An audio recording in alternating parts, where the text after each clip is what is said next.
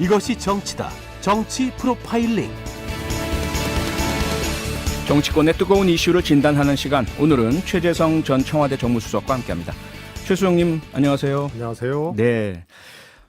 저희 이제 MBC에서는 12구 참사로 저희들이 칭하기로 해서요. 뭐 수석님은 어떻게 칭하셔도 되지만 저는 그렇게 이제 질문을 드리겠습니다. 네. 12구 참사 관련해서 국회 국정조사 기간에 아주 여야 간에 뜨거운 공방이 이루어지고 있던데요. 우선은 일단은 물론 조사 결과가 나오지 않은 상태이지만 누가 가장 큰 책임을 져야 하느냐, 누구 책임이냐, 그다음에 지금 현재 어떤 조치를 취해야 되느냐, 여야 간의 시각이 많이 다른 것 같습니다. 어떻게 보고 계세요? 우선 참 이게 국민들 기준에서 보면은 눈으로 보면은 처음 보는 장면일 거예요. 네, 이런 참사가 일어났는데 국가가 없었잖아요. 그렇죠. 책임지려는 사람이 없잖아요. 예, 국가의 컨트롤 타워는 대통령이에요. 그리고 대통령을 뒷받침하는 게 대통령실이고. 네, 그런데 대통령은 비속어 쓰고 수석들은 비아냥거리고. 비아냥거리는 거는 이 문제를, 이번 참사를 가슴으로 아는 것이 아니고 비정하게 저거 상대하고 있는 거예요. 예, 그러니까 비속 대통령의 비아냥 수석들의 그다음에 책임에서는 전부 도망치려고 하는 비열한 관료들만 있는 거 아니에요. 그러니까 이런 장면이 처음일 거예요. 그러면 뭐 수습하고 하겠다라든가. 그런데 아예 사퇴, 특히 행안부 장관이나 여기 사퇴에 완전히 여당도 그렇고 지금 이 분위기가 완전히 넘어가서 그냥 버티는 분위기거든요. 네, 그리고 경찰이나 소방청만 가지고 지금 특히 용산 소방서 그다음에 용산 경찰서만 가지고 지금 닥달을 하는 거 아니에요? 이게 아주 비열한 거죠. 그러면 네. 국가가 국민들 입장에서 우리를 지켜주는구나. 우리의 안전과 생명을 책임지려고 했구나. 그런 과정에서 부득이하게 사고가 났구나. 이렇게 국민들이 느껴야 되는데 네, 국가가 책임지지 않고 도망가고 거기다가 비아냥대고 말이에요. 네, 행안부 장관은 반드시 사퇴해야 됩니다. 왜냐하면 중앙안전대책본부장이 행안부 장관이에요. 네, 그런데 대통령보다 20분 늦게 연락을 받은 거 아니에요? 거기에 상황실이 있어요. 안전대책 상황실이. 네, 그래서 이거는 아마 국민들도 우리가 그동안 여러 가지 이제 참사들도 있었고 대형 사고들도 있었는데 네. 아무도 책임지지 않는 이런 모습은 아마 처음 보셨을 거예요. 네. 국민의힘에서 일각에서 그런 얘기를 합니다. 지난 문재인 정권에서도 제천 화재 참사, 또 얼마 안 지나서 밀양 또 병원 화재 참사 이렇게 이어졌고 그때도 당시 김부겸 행정안전부 장관 사퇴하지 않았다. 그런데 왜 이번 12구 참사 때만 이성민 행안부 장관만 사퇴해야 되느냐 어떻게 생각하세요? 우선은요. 예. 책무를 해태했느냐. 재난이나 이런 것은 예방이 있고 네. 또 예방할 수 있었는데 못한 것에 대해서는 분명히 이 책임을 져야 되는 거고요. 예. 그다음에 수습 과정이 정확하고 진실되게 수습을 하고 있느냐. 네. 그다음에 문제점이 있다면 보완 대책을 어떻게 하고요. 주로 세 영역으로 나뉘어질 수가 있어요. 근데 과거에 일어났던 것에 대해서 정부가 수습 책임을 안 했다든가 네. 또 충분히 예측됐던 것에 대해서 해태했다든가 이거는 사고 전과 사고 후가 동시에 지금 못 보던 이 장면들을 보여주고 있는 거기 때문에 네. 자꾸 옛날 정부, 과거 정부 갖다 끌어당기는데 그거는 내용과 상황 자체가 다른 사안들이죠. 네. 상황과 내용이 다르다 말씀 주셨고요. 오늘이었죠. 김대기 실장이 어제 이 한 이야기로 기억합니다. 아니 사건 날 때마다 장관 바꿔라. 이거 후진적이다. 후진적이라고 생각하십니까? 장관 사퇴 요구? 후진국이 안 바꾸죠. 후진국이 안 바꾼다. 그렇죠. 네.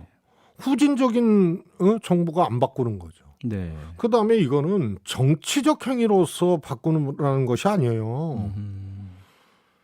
재난 안전 대책본부장이 행안부 장관이에요. 네. 그런데 행안부 장관이 광화문 집회에 분산돼서 못했다.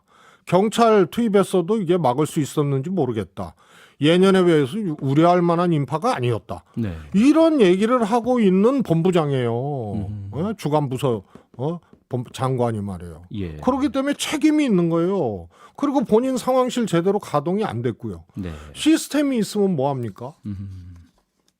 그다음에 대통령도 이것에 대한 책임을 지는 거예요. 대통령도. 네. 대통령이 컨트롤 타워의 정점에 있는 분이고 그런데 전혀 가동이 안 됐잖아요. 사후 대책도 대통령이 알리바이 맞추기만 한 거 아니에요? 11시 1분에 보고받고 21분에 첫 지시를 했는데 경찰청장 모르고 행안부 장관 1분 전에 문자로 알은 거예요. 네. 그러면 누구한테 지시한 거고 유령한테 한 겁니까? 그리고 같은 지시를 수차례 반복을 합니다. 네. 대통령이. 그리고 대통령이 현장에 가셔가지고 여기서 많이 죽었냐 그러고 뇌진탕 없었냐 그러고 말이에요. 예. 이렇기 때문에 윗물이 탁하니까 제가 보기에는 아랫물은 맑았어요.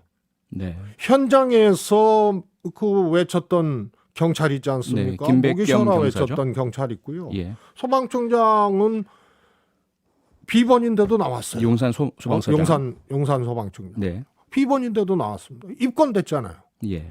그러니 이게 위는 면책되고 도망가고 네. 전부 경찰과 소방청 현장으로만 지금 책임을 뒤집어 씌우고 있는 거 아니에요? 네. 행안부 장관은 반드시 사퇴해야 되고요.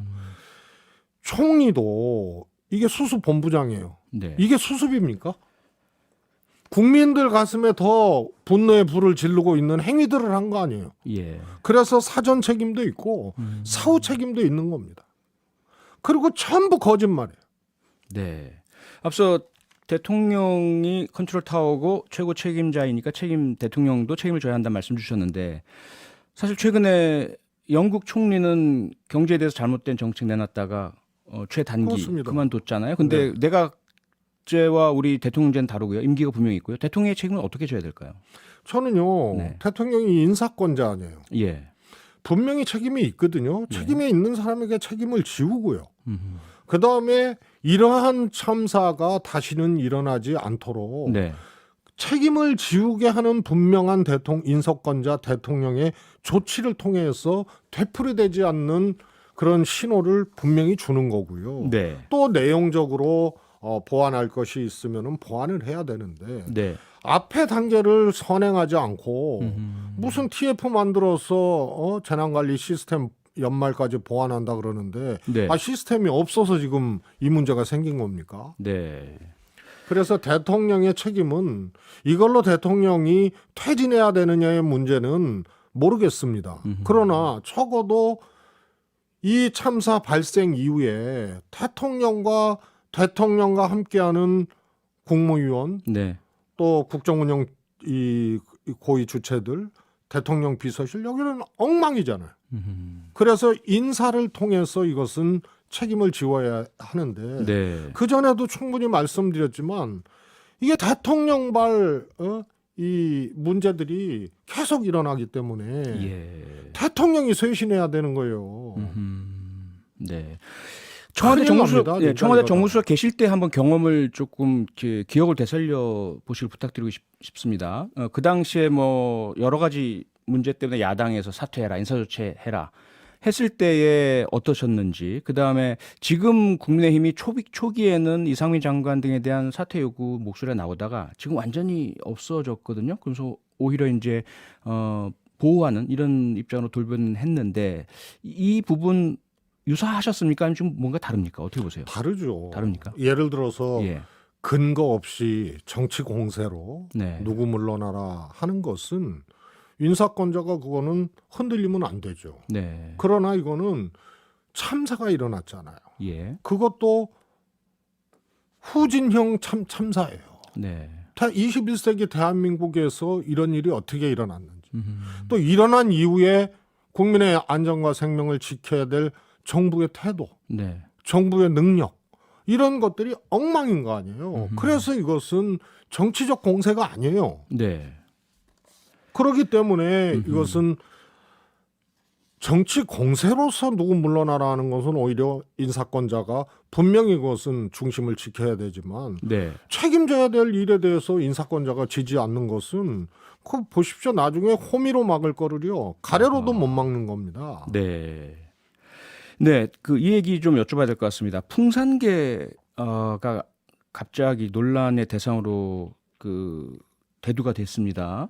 북한 김정은 위원장이 선물했던 개 2마리 지금 양산사저 떠나서 동물병원으로 가 있는 상태인 거죠.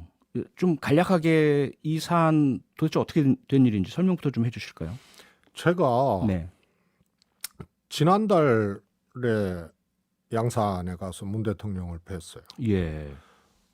무슨 사료값 때문에 무슨 파양했다 이거는 네. 내용도 다르거니와 용어도 잘못된 거예요. 어떻게 이게 파양입니까? 문 대통령께서 오늘 그 페이스북에 글을 올리셨지만요. 네. 입양할 수 있는 방법이 있다면 환영이라 그랬어요. 예. 근데 국가기록물을 어떻게 입양을 해요? 그래서 이건 한마디로 법률적 혹은 규정의 공백 상태에서 네. 전현직 대통령이 윤석열 대통령 당선자 시절에 네. 국가기록물인 이 풍산개를 키우던 사람이 키우는 게 좋다는 것으로 그렇게 전현직 대통령이 얘기가 돼서 네. 관련된 규정을 마련해야 되는 거예요. 근데 2차례 이거는 부처에서 안 한 게 아니에요. 네. 6월 15일 날 보고를 하고 일주일 후에 입법 예고를 했어요. 현 정부에서. 네. 그런데 무산이 됐어요. 법제처가 반대했다는 거예요. 그것도 석연치 않아요. 네. 그리고 이번에 행안부 문서로 정식적으로 행안부가 작성한 문서에는 예. 다시 절차를 밟아서 10월 14일 날 법제처하고 협의를 끝냈다 그랬어요. 네. 그리고 10월 26일 날 입법 예고하겠다 그랬어요. 그런데 이거는 누군가에 의해서 제동이 걸린 거예요. 네. 그러니까 벌써 6개월이 된 거 아닙니까? 네. 그럼 비법적 일종의 법률적 공백 상태에서 문 대통령이 이것을 계속 키울 수가 없는 거예요. 그래서 시행령을 만들어 달라는 거고. 네. 그런데 합의 다 됐다고 해놓고 문서로까지 얘기를 해놓고 누군가에 의해서 제동이 걸린 거예요. 네. 그러니까 이것은 정말로 저급한 짓을 하는 거죠. 네. 시행령 개정이 안 이루어졌다. 지금 현재 여당 대통령실에 이해 못할 행동이다라는 것까지는 이해하겠는데요. 일부 진보 진영에서조차 비판이 일어나고 있는 것은 뭐냐면 그렇다고 해서 지금 당장 법적으로 반환하지 않으면 불법이거나 처벌받거나 이런 상황도 아닌데 함께 살던 그 반려동물을 왜 포기하시느냐. 게다가 우희정 교수 같은 경우 지금 촛불행동의 대표 아닙니까? 이분도 이해하지 못하겠다, 황당하다 이런 말씀 주셨는데 이 부분은 어떻게 생각하세요? 이 두 가지 고민 속에서 문 네. 대통령이 정말 이 가슴앓이를 많이 하셨어요. 네. 그거 잘 알고 계시죠. 예. 그런데 불법적 일종의 예. 불법적 상태가 야기된 이 상황이 장기적으로 계속되는데 네. 그러면은 이 풍산개를 문 대통령이 규정의 공백 상태에서 계속 키우고 있어야 되나 이 문제에 대해서 해답을 줘야죠. 불법 상태 지속을 더 이상 방관할 수는 없었다. 그리고 그것은 문 대통령께서도 오늘 글에 쓰셨지만 네. 대통령 기록관이나 또 당시의 부처나 실무자들이나 감사 들어갈 수 있는 거예요. 아하. 그렇지 않습니까? 네. 규정의 공백 상태에서 어떻게 위탁 상태를 네. 이렇게 했느냐. 네. 제가 보기에는요. 문 대통령께서 지금까지 6개월 동안 이 풍산개를 네. 사육하고 관리하는데 들어간 돈이 있지 않습니까? 네네. 이것도 정말 착각하면 안 돼요. 이것도 사실 규정이 없이는 하면 안 되는 거예요. 아, 예를 들어서 네. 국가 소유물을 예. 개인이 네. 선의를 가지고 어떤 공공용지에 개인이 거기서 아이고 보기 싫다고 나무 심고 선의라도 뭐 안 하고 된다는 이게 말씀이죠? 가능합니까? 알겠습니다.